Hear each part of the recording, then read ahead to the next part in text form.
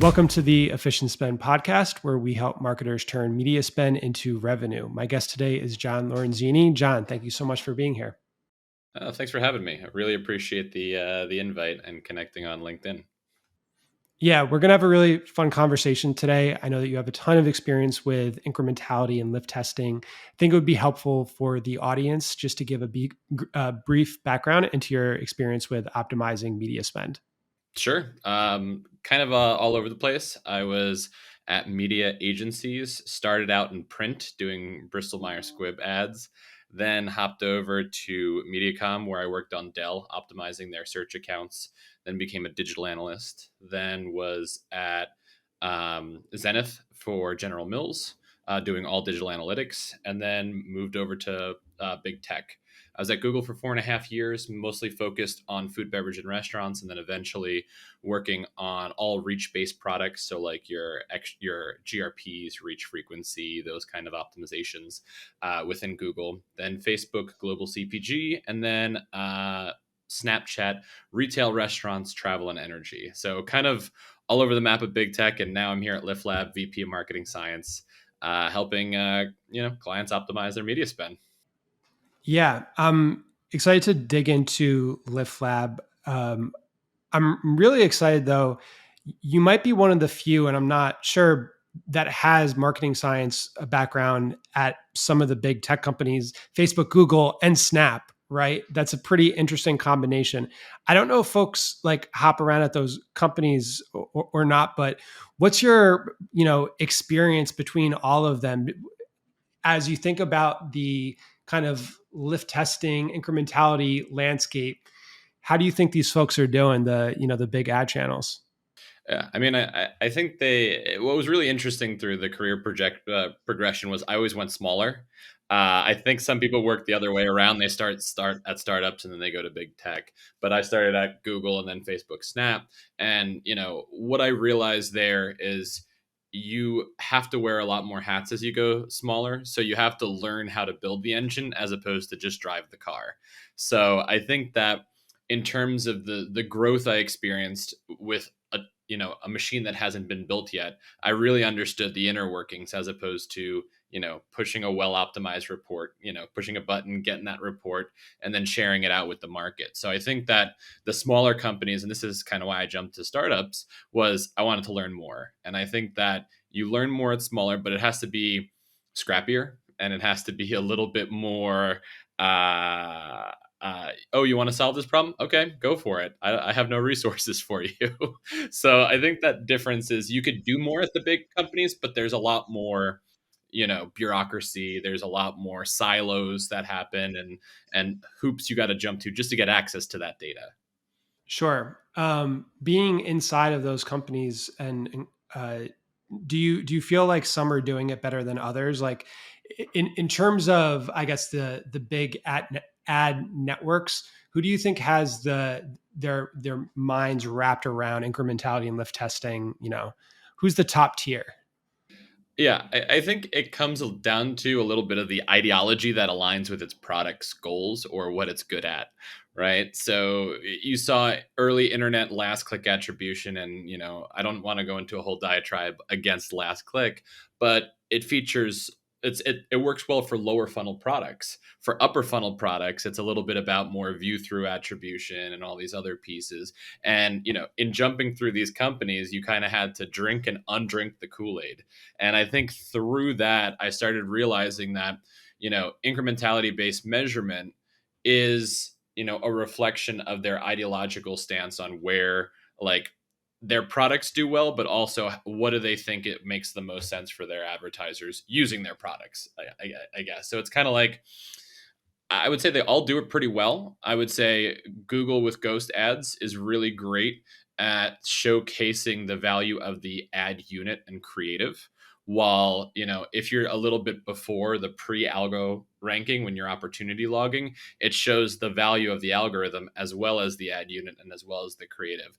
So I don't know if it's an absolute like one is better than the other. It's more they're telling you different things. And I think the concerning piece with that As if one's doing frequentist and one's doing Bayesian, one's opportunity logging early, one's opportunity logging later. You're getting very different answers to, or you're getting the same answer to very different questions that you're asking.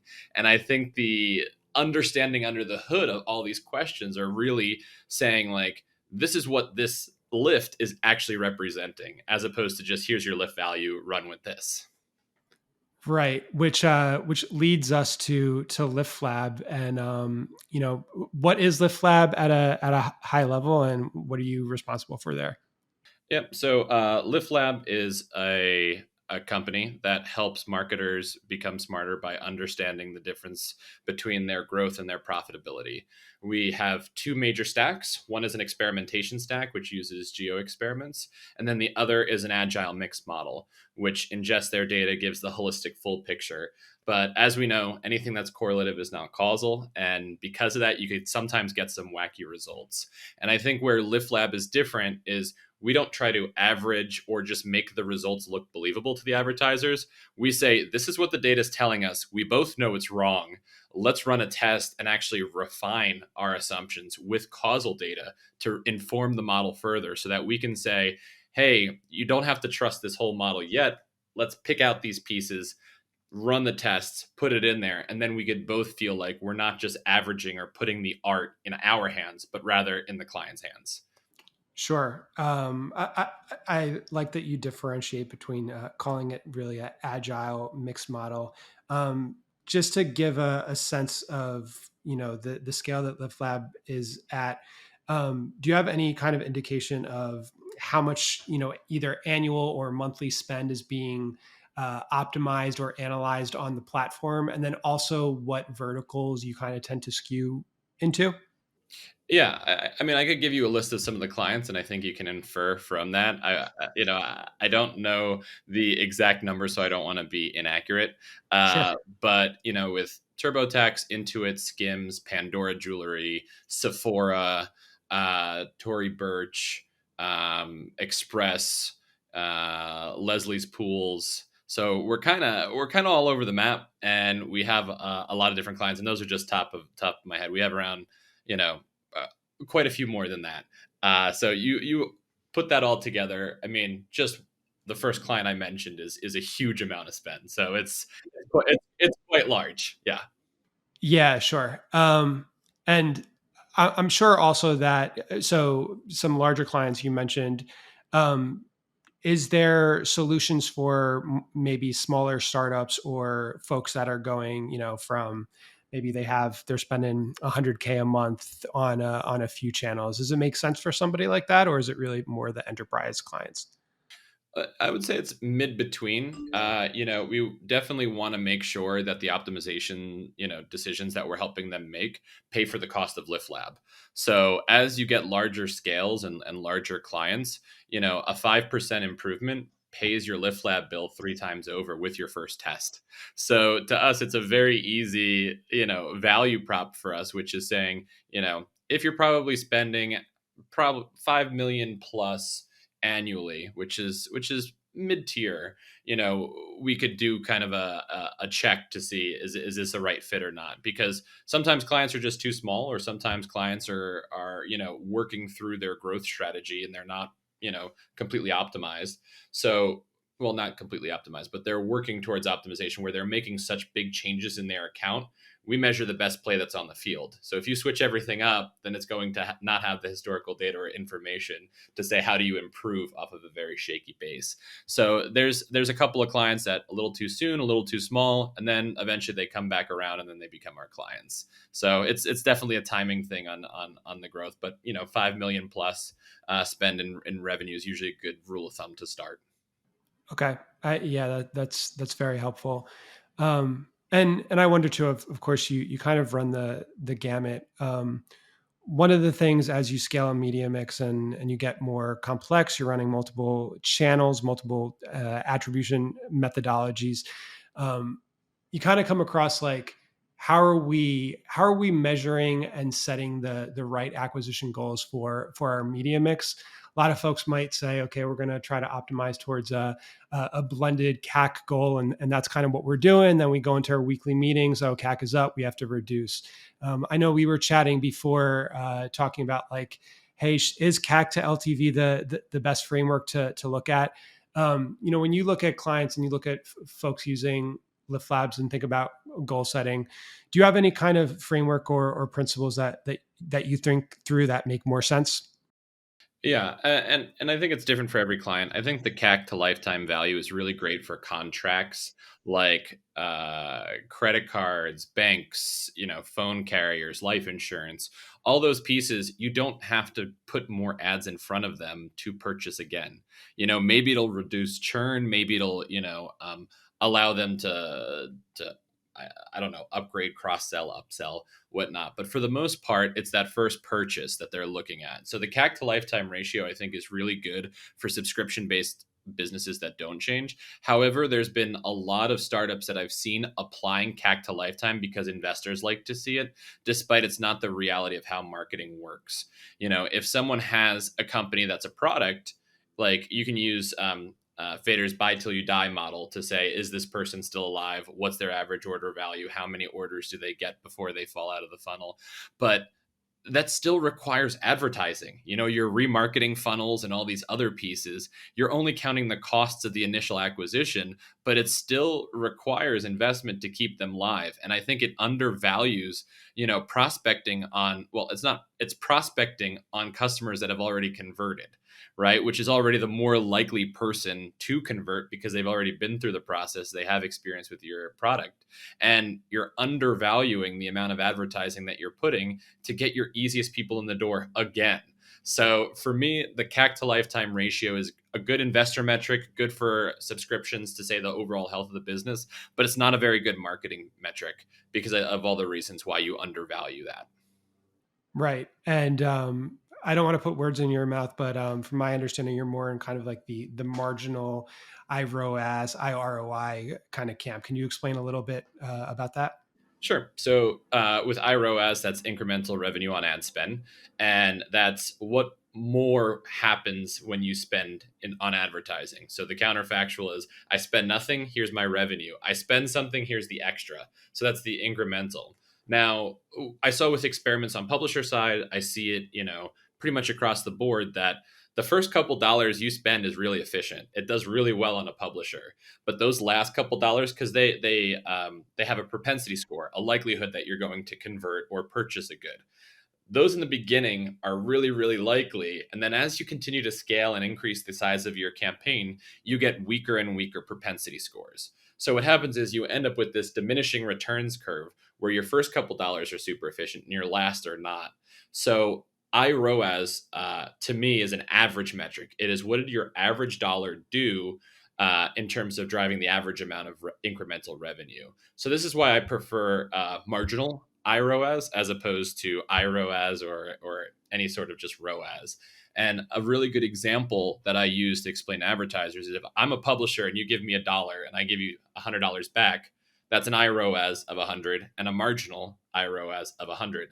Now you give me a second dollar and I give you nothing back. Your IROAS is 50, but your marginal is 0. So why should you keep spending bad money until the average goes below your KPI? You should stop as soon as it's not working for you. And that's really what we try to do and measure is say, when does your spend become inefficient?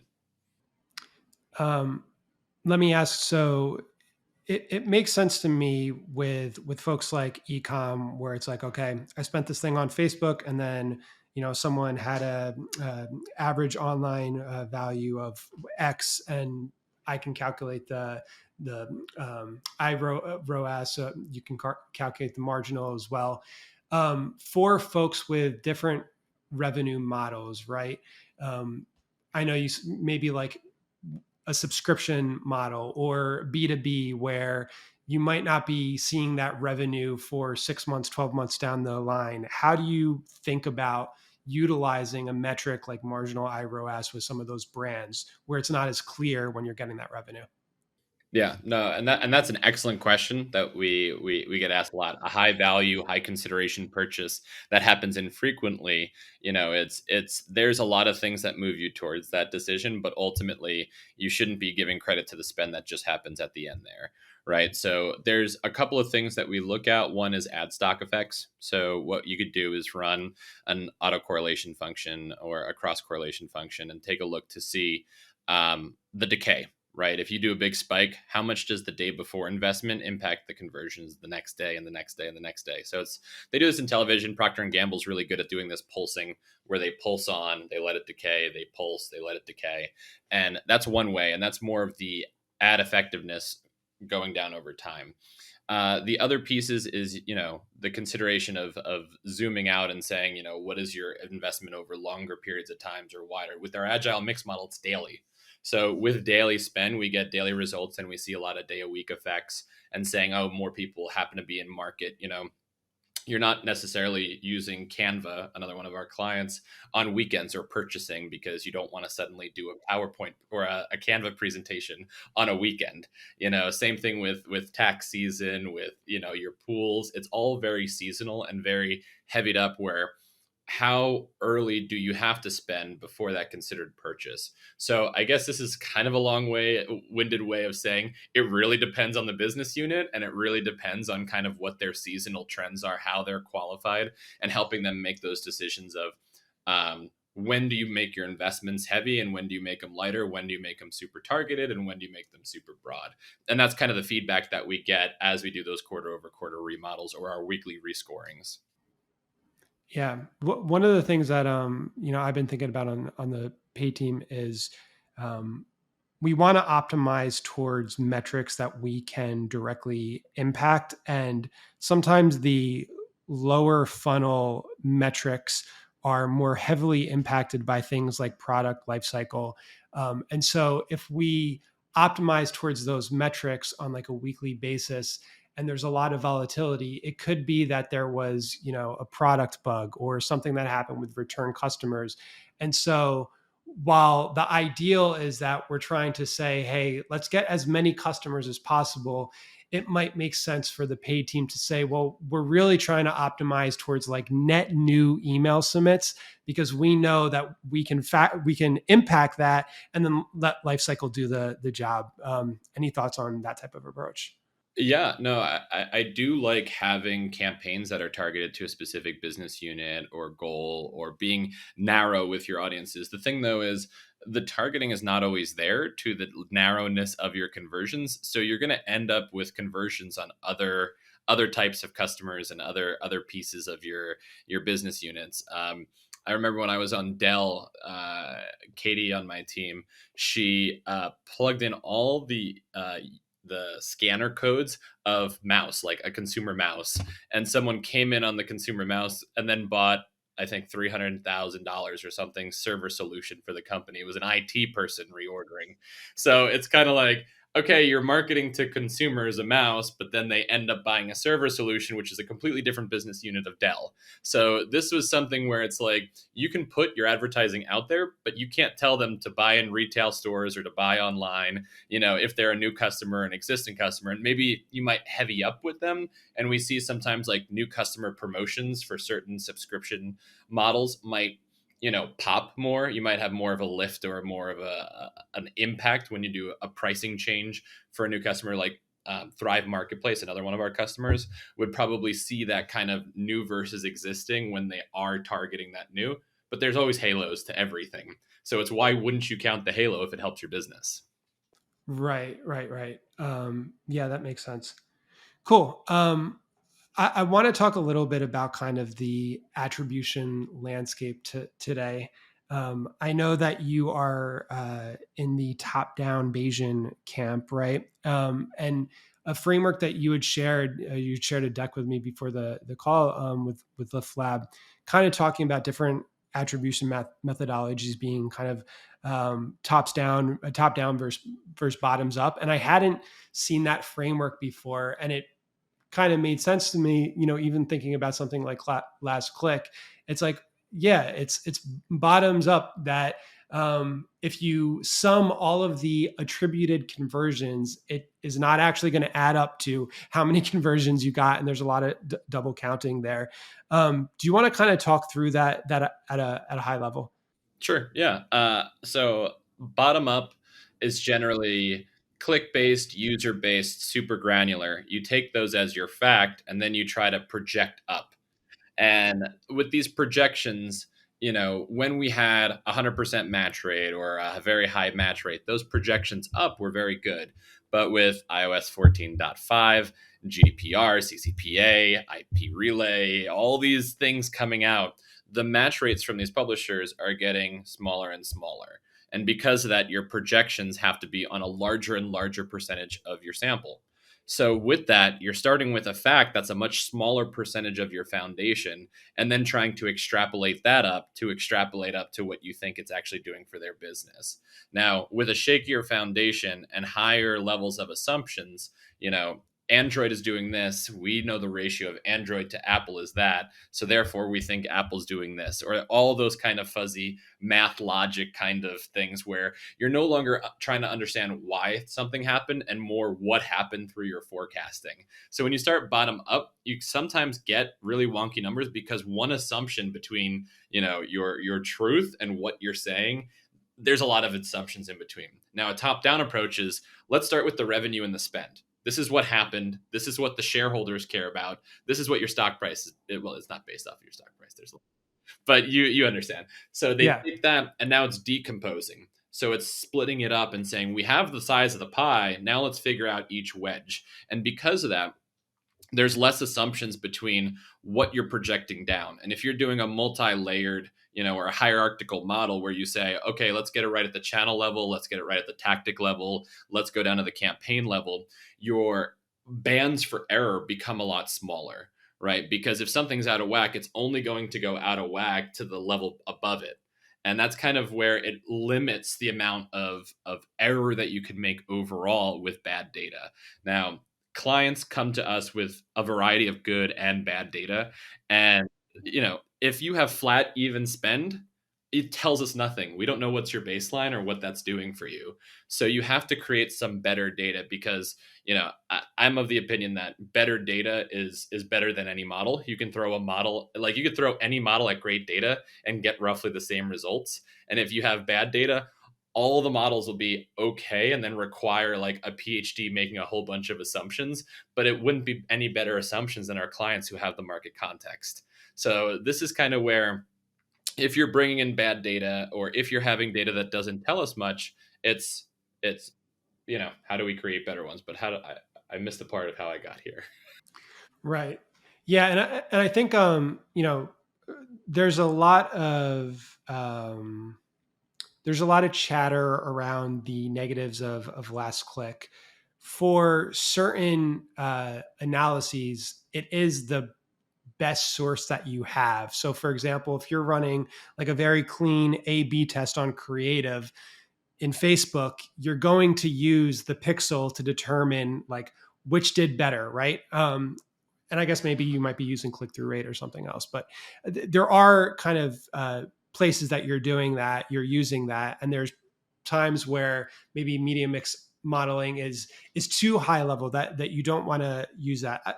Um, I, I like the approach, and it's very interesting how you talk about this kind of combination of running lift tests to inform your model and being kind of cyclical in that way.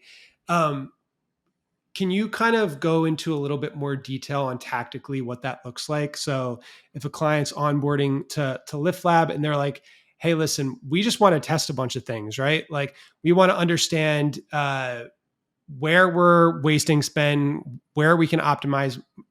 Can you help us create a budget testing framework to do that? How do you kind of approach that? Yep. So I think the first thing is like with last click, I like it for one thing, which is determining how qualified an audience is. That's it. It doesn't tell you how well the ads work. It doesn't tell you anything except for how qualified is this audience. If you're going broad mass reach, probably less qualified, lower click-through rate. If you're doing your branded, exact match keywords on Google search, probably highly qualified. So last click is great for that. Now, if you have equal qualified audiences, which you could do on platform because they do their randomized through ghost ads or through intent to treat, you can use click through rates provided that the A and B groups are matched pretty well to make those optimization decisions. Now, with Bayesian models and geo tests, they're a little bit more of a sledgehammer in a good way, right? Because it's you want to know what impacts your revenue the most, so you want to move this to be able to see what happens, and you want to do so in a fair and comparable way. With these different platforms testing different ways, different like as I mentioned earlier, it's apples and oranges the outcomes for a Lyft test. If I have an incrementality test on Google and an incrementality test on Facebook, the methodologies that get to that Lyft value are vastly different. So you can't just say, I got higher Lyft on this than that, therefore I should shift my budget. So the first thing is the consistency between channels at a macro level. And this is where agile mix model, marketing mix models, all these things are kind of those big sledgehammer type measurements to say, if I move this, I don't care about all the details. What happens? Now, if you do care about the details because you're working on a specific publisher, you're a digital marketer where you're focusing solely on social, solely on search, whatnot, then you care all about the details. And that's how do you optimize once you get your budget for your book, how do you make it as efficient as possible? Now, with LiftLab, we're assuming that your play on the field is the best one you have, right? So we draw the curve, we figure out the diminishing returns curve, and we say, what is the efficiency of your investment given all your settings? Now, you're going to want to optimize those settings and make them better. And a lot of our clients figure out ways on platform to say, hey, since all the measurement on this one platform is even and the audience could be even, we can test super granularly and use identity level signals because their match rates are the same in both groups, the AB groups, the control exposed groups, all that, which is great because we're not comparing it to someone else and the assumptions for both are the same. So for comparative things on platform and below, I do love platform testing because identity level stuff will allow you to have larger samples than geos. And because of that, you can have more resolution. So I think really my cutoff is, a tactic or above. And a tactic could be like, Google prospecting or sorry, Facebook prospecting versus Facebook remarketing. Those are fundamentally different audiences. And because of those, that's the level where market mix model and above sings. Below that, we do have campaign level reporting, and with enough historical data, enough variance, etc., we do get reads on that. But if you want quick, creative level tests, you should do that on platform because running a geo test, creative A versus creative B, seems to be a little bit of an overkill for kind of what you're trying to solve for, and you'd rather have rapid iterations. Right. Um, at the same time, I think like making those big swings are also going to be the things that make the big difference. Like the larger of a change that you can make that has a positive result will have a larger positive result for your business. As you think about kind of like an optimal media mix, and the way that I think about this is these individual areas have diminishing returns. Like you said, Facebook retargeting audience is on a diminishing return curve. Facebook prospecting, then you have paid search, you have upper funnel media. Um, what do you think a composition of a healthy media mix looks like? And I know that runs the gamut, but just some. I would love just like your hot take on this. Yeah, I mean, you're basically priming for the typical analyst answer, which is it depends. I think that every circumstance is different, every product is different. So maybe like subcategorizing things. If you're doing pricing and promotional no, even then I could every time it's like it's really custom to the business, and I'm not going to pretend that I know a business more than my clients do. For me, I don't want to tell a marketer how they should market because they know their audiences, they know what's efficient, they know upper versus lower funnel. And what we do is provide evidence to that. What I've noticed is pretty common is they over invest in lower funnel activities because it's the most trackable, especially with all the tracking concerns now. Because it's easy to measure, it's a streetlight problem. Are you familiar with the streetlight problem? There's a drunk guy and he's on his hands and knees looking for his keys underneath the streetlight. And a cop comes up to him and goes, "Hey, what are you doing?" He's like, "I'm looking for my keys." And then the cop goes, "Well, how do you know it's under this streetlight?" He's like, "I don't know it's under this streetlight. This is the only place I can see." So the measurement of lower funnel is the spot, is the street light. It's the spot that they can see. So therefore, they over optimize or overlook into those places that they don't overlook. They overlook into that, which means that they undervalue what the upper funnel less easy to track things. And this is something that we typically see when clients onboard with us is a shift of credit from the lower funnel to the upper funnel because they know intuitively as marketers when I turn off Facebook prospecting, all of a sudden my bottom of funnel remarketing drops. And the marketing team knows that well, but then you look at the finance team and they're like, "Well, this is super efficient and this is super inefficient, so I need to shift more here." And it's a much more complicated and nuanced discussion, which is why a lot of the tools that we're coming out with are about forecasting, being able to say, "I'm not going to hit your quota or your goals based off of this level of spend or at any level of spend. Your goals are just too crazy, diminishing returns. Like we're never going to go like that. No marketing continues to go like that indefinitely." So a lot of what we're doing is helping CMOs speak CFO.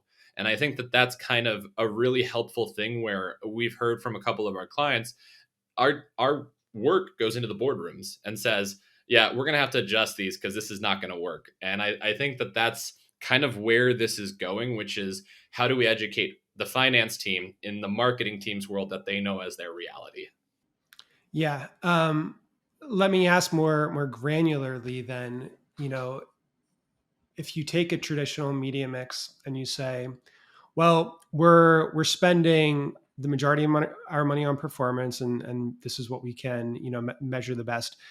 Oh, we actually think that we should be investing more on upper funnel TV or this offline channel, what have you.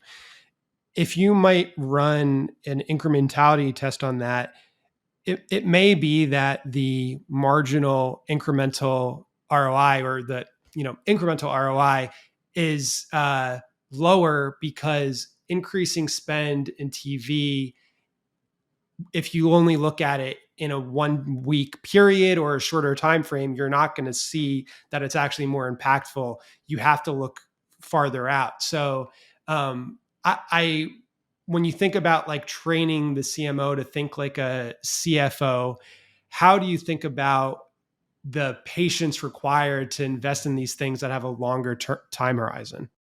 That's a great question, and I was talking internally with a couple colleagues about this, about the prisoner's dilemma of CMOs, right? And this kind of comes to brand equity versus promotions. CFOs love promotions, right? And I'm talking broad generalizations. If there's any CFOs, I know not all of you, especially if you're the CFO of Apple or Nike, you don't do very many discounts, but there's a cost of overdosing on promotions. My favorite example when I was on food beverage, Olive Garden was one of my clients, and what I categorize their two campaigns in is the soup, salad, and breadsticks, $5.99 lunch special, or the when you're here, your family. Now I'm Italian, and Olive Garden Italian also, but say what you will. So with the $5.99, like it lowers the price, it makes a spike in revenue, and the CFO see that it works. You can take that to the bank. The problem is if you run too many promotions, you're now eroding your brand equity. Because why would I pay $11 for the soup, salad, and breadsticks $5.99 that's been drilled into my head for so long? So this is where you have to strike that balance of the long-term brand equity building versus the short-term, promotional driven, revenue driving kind of piece. And the prisoner's dilemma is if a competitor brand is lowering their prices, you all of a sudden get less sales. But if you both don't lower your prices, you can maintain that brand equity. If you both lower your prices, now you're competing, and now the ceiling of what you can charge from a margin is far too low. So this is something that, you know, CMOs and CFOs, I think, have these conversations and they're aware of this, but quantifying it in a way that's useful is something that we definitely support and kind of want to make a little bit more aware of. Yeah. So, a little without going too far into it, what we'll do is we'll have promotional groups and flag individual days, and then we'll look at the error in our model, and then say, you know, these days that had the extra relative to what we projected and the investments and pieces there, that extra error is due to the promotion because you flagged that day. And if you run the same promotion several days, you can get an average impact of this promotion. Now, what's really interesting about that is you could see how some promotions, the same promotion, might perform differently over different days. So that's already creating a level of insight to advertisers to say, hey, I think that this did better, you know, because of X, Y, and Z. What do you guys think? And these conversations really help. So we group those promotions and then we say, okay, based off of these outcomes and these errors and whatnot, um, do we think that we're helping or are we cannibalizing what we're doing, right? So this is kind of where we have those discussions and we look at average order values. Well, they look at average order values, but we call out the specific times and what it did to their aggregate business, because I think a lot of people get, you know, in the details and in their silo where it's like, what happened to our total revenue when this happened? And you know, was this promotion impactful? Yes, but for 2% of the business it was 50% off, so that was 1% of your business. So you have a ceiling of how well this promotion can help your business, as opposed to 50% off site wide, very different promotion.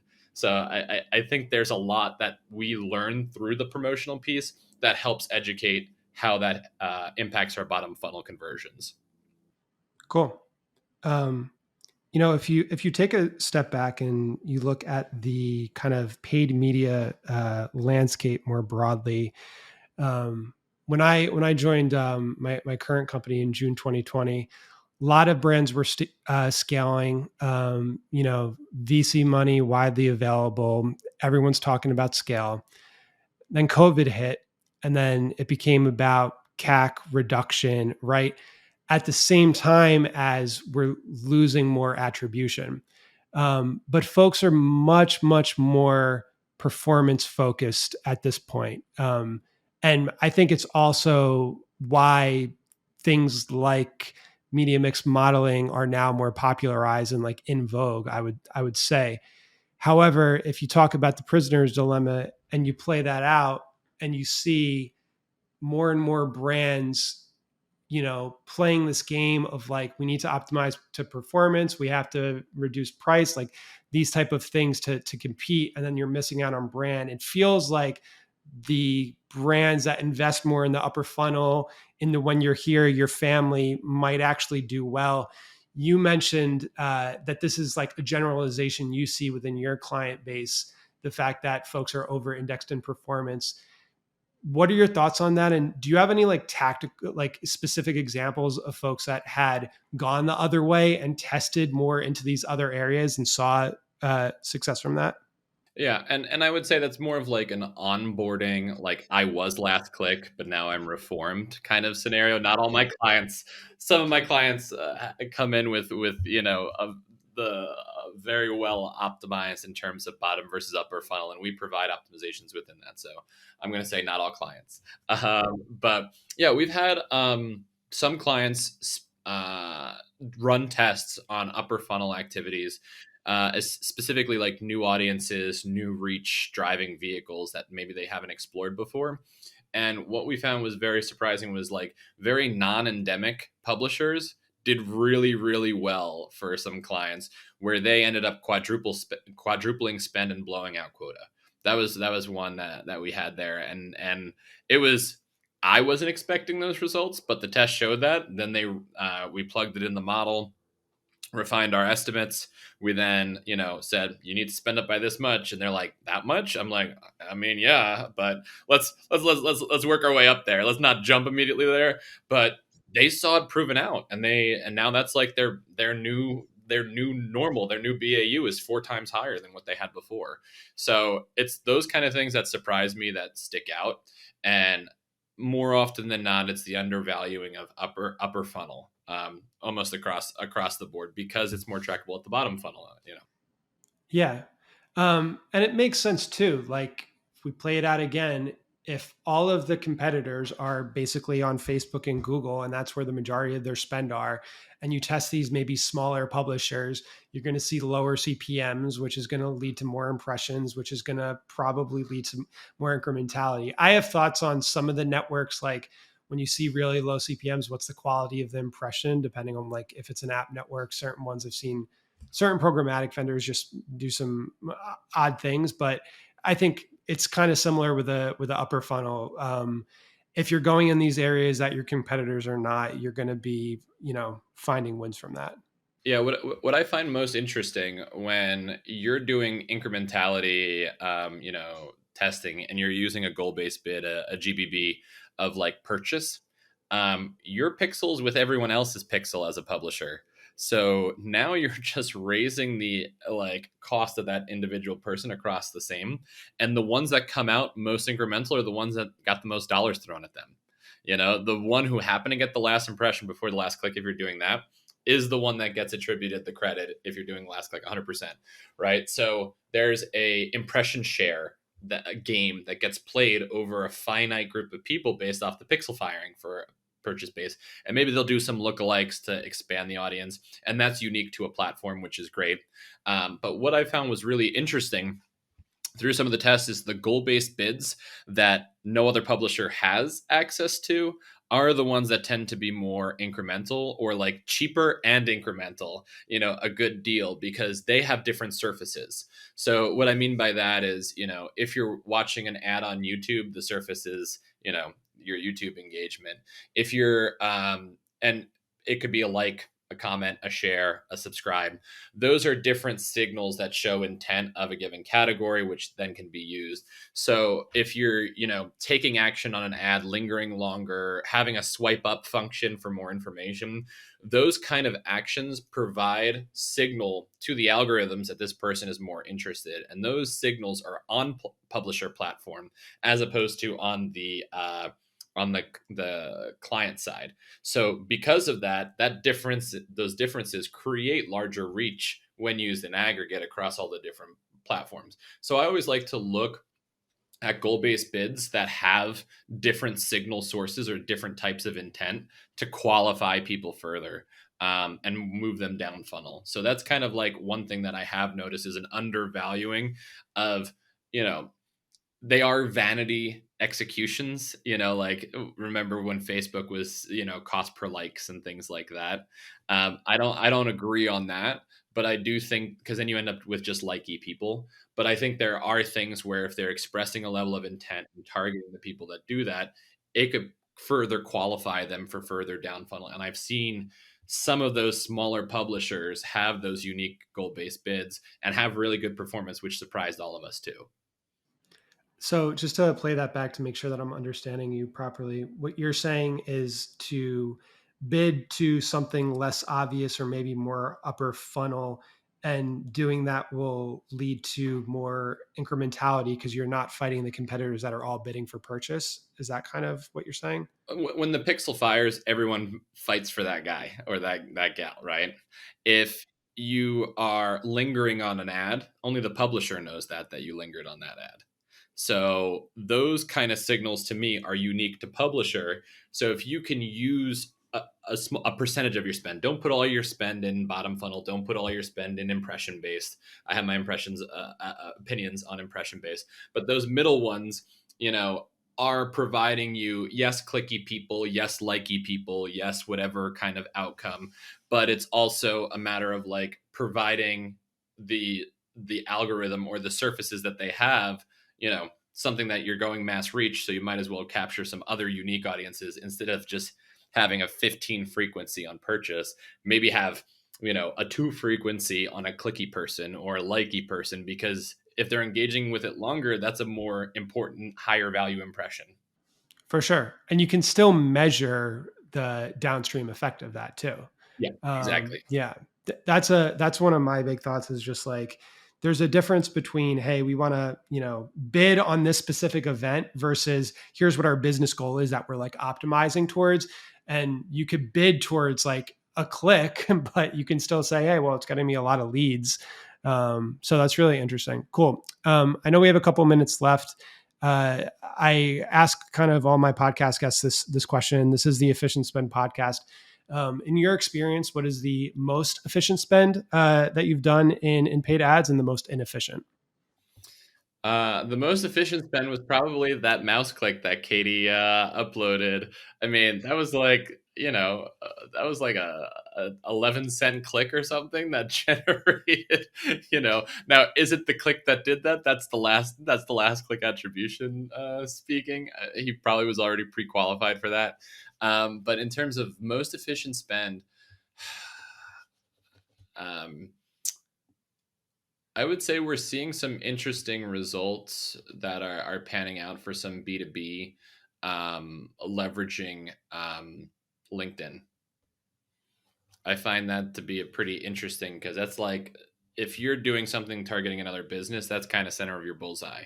And I think it's a little underdeveloped in terms of the features, the tracking, and all those relative to your Googles and Facebooks, but that's, understood.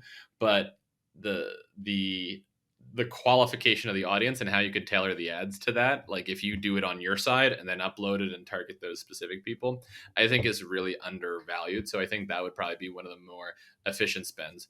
My least efficient spend was when Google Consumer Surveys was coming out. I wanted to settle a bar bet with another analyst, Sarah.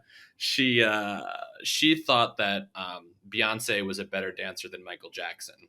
I disagreed with her highly, so we ran a Google Consumer Survey because we had the credits for it to run it, and it came back. I think it was like 90-10, but the Google Consumer Survey people were like, "You're wasting our money," and I'm like, "No, I'm going to use it in pitches. I'm going to." So when we went down to Frito Lay, I was explaining the product, being like, "Oh, see, more women in Houston think Beyonce is a better dancer than Michael Jackson," and they ended up signing up for a contract. So I got a pass on that one, but that was definitely my least efficient spend that I had, which was publisher side Google Consumer Surveys.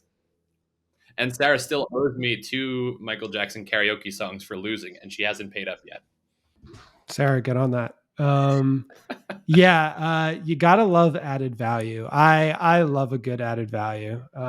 Anytime, like any of the reps, TikTok, Facebook, whatever, they're like, "Hey, we have this thing, and we'll give you money for it." I'm like, "I'm listening." Yep. So cool. Thank you so much, John. And finally, where can people find you? Find me on LinkedIn, Jonathan Lorenzini, John Lorenzini. I have a very Googleable name, so you can pretty much find me anywhere. And tomorrow I host Beers and Data. This is going to come out a month later, but the first Tuesdays of every month in Manhattan, I have a meetup group that has around 15,000 members. It's called Advertising and Marketing Analysts. I've been doing it for like 8 years now, and it's grown to quite a bit. So Beers and Data, first Tuesday of the month from 6 to 9, generally at Mustang Harry's. Otherwise online, you can reach me, just Google my name. Cool. Thank you so much, John. Awesome. Thank you very much. Appreciate the time and the conversation.